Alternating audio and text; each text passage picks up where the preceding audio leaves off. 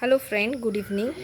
এটা আমার মেয়ের স্কুলের এসএসটি প্রজেক্ট, আওয়ার নেবারহুডের ইম্পর্টেন্ট কিছু প্লেসেস আছে, সেই প্লেসেসগুলোকেই এখানে মডেল বানিয়ে লাগাতে বলা হয়েছিল।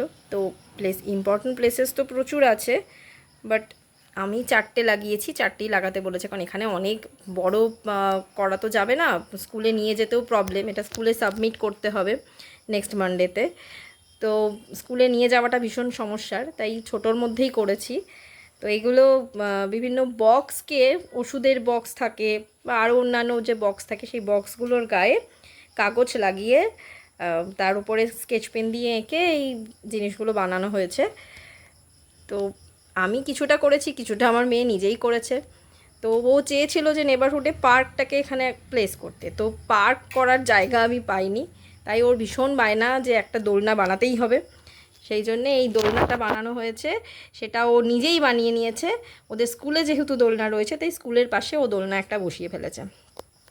আদারওয়াইজ বাকিটা মোটামুটি আমি বলে দিয়েছি, তারপরে ও করেছে। এবার দেখো তোমাদের কেমন লাগে। এইটা এরকম প্রজেক্ট সব স্কুলেই দিয়ে থাকে সাধারণত। তো এটা ক্লাস 2 এর প্রজেক্ট, তো অনেক কাউকেই দিতে পারে। তো তোমরা দেখো, যদি তোমাদের কারুর ছেলে মেয়েদের এরকম প্রজেক্ট দেয়, এটা থেকে তোমরা কিছুটা হেল্প পেতে পারো। তো এই প্রজেক্টটা যদি তোমাদের সবার ভালো লেগে থাকে, তাহলে প্লিজ লাইক, কমেন্ট, শেয়ার করো। আরও অনেক ক্রাফট এদের স্কুলে হতেই থাকে, আমি নানান রকম ক্রাফটের প্রজেক্ট করে বানিয়ে তোমাদের দেখাবো। যাদের যাদের ছেলেমেয়েরা আছে, তারা এই সমস্ত প্রজেক্টে করে তারাও সাবমিট করতে পারবে। Thank you.